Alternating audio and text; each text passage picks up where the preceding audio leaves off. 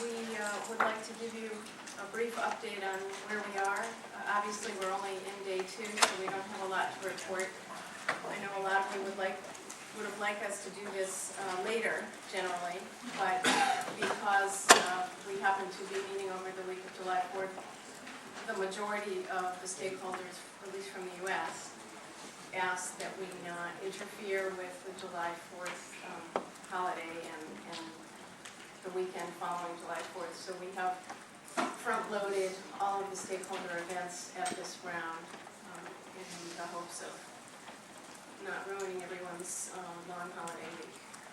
So what we would like to do right now is just to give you a sense of what we're trying to accomplish this week, a little bit of what's happened so far, and then open the floor. I would like to start by having my colleagues from all of our 9 TPP countries introduce themselves. For those of you I haven't met, I'm Barbara Weisel from the United States. I'm Jayasiri from Malaysia. I'm Chatman from Brunei.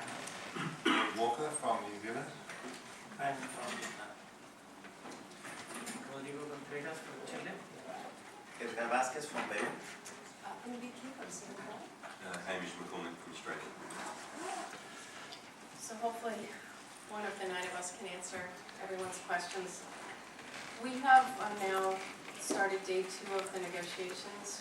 Yesterday we had what I think was a very successful series of different stakeholder events. We have tried to accommodate the requests of those who wanted presentations. I think the majority of people who were in Dallas seem to prefer the new format with the tables, but hopefully we have accommodated everybody's requests for whichever stakeholder format they prefer. I had the opportunity to talk to many people yesterday who I wouldn't normally get the chance to talk to in Washington, and I appreciate the time that people spent to give us information and provide us input on their views on the specific issues that they came to talk about, and I think that was very helpful.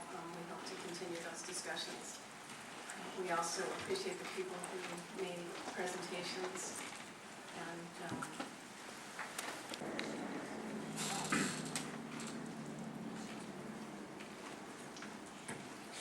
Hi, good morning. Thank you for having this forum. This should be our questions. I'm Carolina Rossini. I'm the International Intellectual Property Director for the Electronic Frontier Foundation.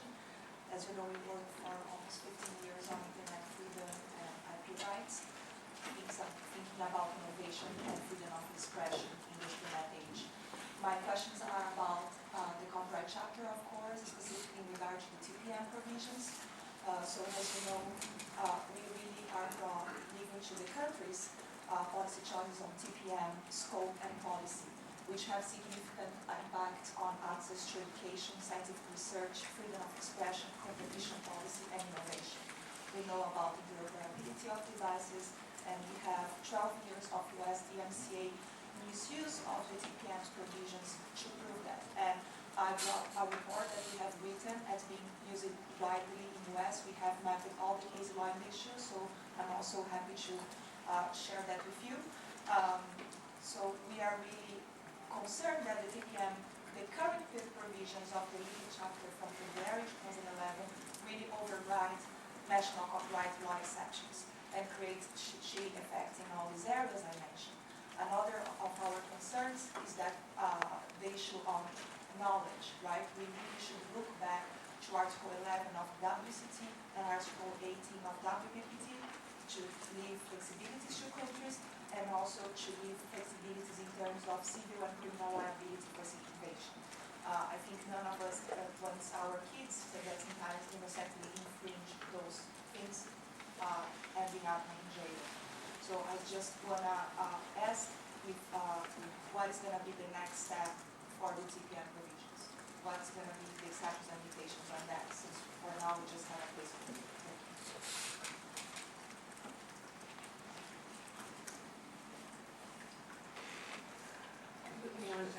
Who's going to speak? I will speak on behalf of the U.S. and I think others may have other comments on this particular issue. This is obviously a very sensitive issue, one on which we've heard a great deal from stakeholders on all sides of the issue. U.S. has been working with stakeholders in Washington and who have provided input from around the country and in some cases around the world to put together a proposal. We will be tabling that proposal later this week. I think it would be fair to allow us to present that to our counterparts before we talk about it further, but we will be having a discussion about that later this week publicly. So if you're interested in attending that, we'll be coming up. How public? Well, we'll be putting something out and then we'll be responding to requests. So we'll get back to you. And I don't know if others have comments on that, but we certainly. Disclaimer. I'm just wondering if you could tell us please where and when the next negotiating round will be, and what will be the timing in relation to the APEC summit, and what are you expecting will come out of the APEC summit in terms of the topic? It will be in the U.S. The complications are exactly as you point out, the fact that the APEC Ministers and Leaders meeting is taking place in Vladivostok immediately preceding the dates that we are hoping to meet. And we have a little complications with logistics based on some of the arrangements of our Russian colleagues that we're trying to work through before we can finalize things. So we will make those dates and venue available as soon as we have it and as soon as we work out some of these logistical issues. Looks like the invitation on 2 new partners to the Trans-Pacific Partnership. Can you provide some insight on how those partners will be integrated into the negotiations and the impact you anticipate on the timeline of the negotiations? My name is Mr. Ernest Ferrara. I'm just a concerned individual, just a concerned citizen. And I had a very interesting, I heard from somebody advocating the protection of intellectual property. However, on the other side of the coin, in regards to pharmaceuticals, like AIDS drugs and all that, if you have all these very strict protection of intellectual property, like patent law, I mean, that may prevent the availability of generic version of many of the drugs, like AZT.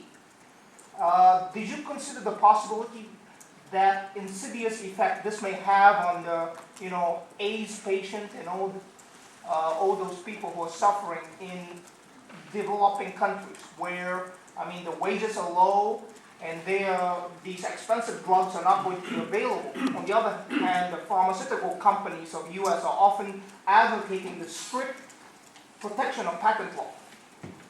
Therefore, ergo, making things like generic drugs, which are cheaper versions, unavailable to these lesser affluent people. Have you considered some of these things in the negotiation process? That's the question.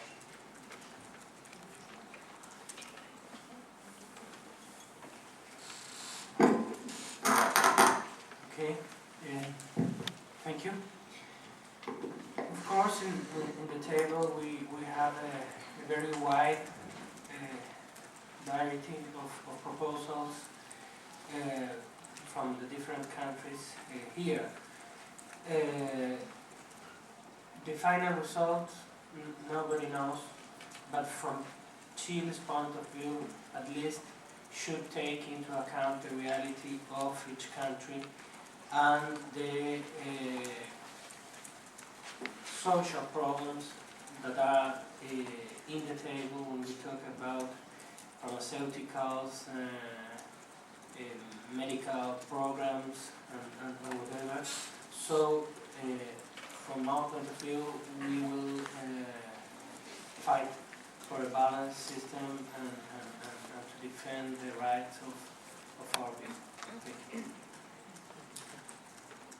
Has the relationship between the pre-existing FTAs and the parties in the TPP been agreed? I'm asking specifically, what is the decision on coexistence, or what is going to trump what? And related, how can any of the chapters be nearly finished if that's not determined? And what 10 chapters are close, or is Inside U.S. Trade's information incorrect? And it would be great if you could provide some insight on what being close to finish means, whether that is like most things agreed, including the most controversial parts, or everything except for a few brackets.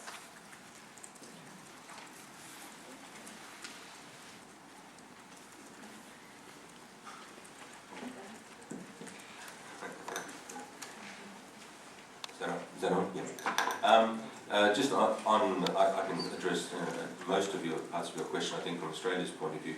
I think it's been on the record from about I think the second or third round of negotiations that, in fact, we have agreed that the TPP will coexist with existing agreements. And I think that's a well understood approach. And if there are issues of conflict between the final TPP agreement and existing ones, then obviously they will have to be dealt with in the negotiations. So I think that's a fairly simple, straightforward approach, and has been the case from the start. And each of us, has to address these issues and look at and identify if there are any conflicts or whether or not. And from our experience, from having overlapping FTAs, we haven't identified many issues where there has been a conflict, and we haven't had a big issue, and we have had coexistence for a number of years. So that's an approach that we think is a sensible one, and if there are particular issues, then we will identify them in negotiations and address them. That was your first question. The second part, and I lost my train of thought there, but I'm happy to. Do you want to just repeat this on the second one? On the issues that we're making progress on. I think there are a number of areas that are, if you like, the traditional parts of FTAs, whether they're customs or SBS chapters or TBT chapters, and market access, text in FTA agreements, and cross-border trade and services text. These are areas where people are very familiar with, and as we try and work out an outcome in the negotiations, they're the areas that are traditionally sort of easier to address and to find common ground. That doesn't mean that all issues are easy to address, but the bulk of them we find we can normally address some of those issues as we move forward. So I think they're the areas. The United States of America is the #1 consumer in the world. We know it. We're material people. We're junk collectors. And in that, we have, in every trade deal, had a deficit. A trade deficit that's been to the detriment to the American worker, with our machining going offshore. What, if anything, are you doing to stop the deficit, to measure, to monitor, and to make sure there's no trade deficit? And if one exists, how do you plan to rectify that deficit? I think I would ask my Australian and South Korean colleagues with whom we have a trade surplus from our free trade agreements to respond to that question.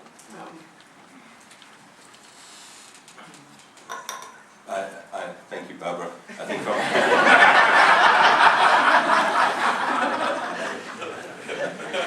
I think our view is that a very narrow view on bilateral trade deficits or trade surpluses is not really the issue here. I mean, the issue of trade balances between countries is often a reflection of other economic issues that are at play there. But certainly what we do believe in is that creating more opportunities for trades is a good thing for all of our economies and creates jobs, and that's what we're trying to focus on, all of us. And so I don't really think that one country's particular trade position in one other set of countries is necessarily the key issue at play in these negotiations. What we're trying to do is to create opportunities so all of us can maximise those opportunities for our exporters, but we also realise that we are in a globalised world where imports are also important to exports, and exports are important to imports. So all these issues are linked into each other, and it's the combination of the outcome that is actually provides the best possible outcome for our economies, our workers, and what have you. We understand that there are problems that happen, but they happen whether or not you enter into trade agreements anyway. There are structural changes going on in the economies, but we're trying to deal with this in a positive way in these agreements by creating more opportunities for all of us, and I think that's an important thing. But as Barbara said, we have a trade deficit with the United States. And would you like us to reverse that? If we take the same sort of approach, and we would say, well, you're going to have to do something that reverses that trade deficit. It may not make sense to talk about reversing a trade deficit because there will be deficit with some, surpluses with others. Australia has a surplus, a trade surplus with China, for example. So, there are balances, the whole system, we're in a global economy and we have to work through that. But our focus here is creating more opportunities and reducing barriers to trade. So each of us can maximise the opportunities that we can create through a trade agreement like the TPP. We think that's in our overall interest.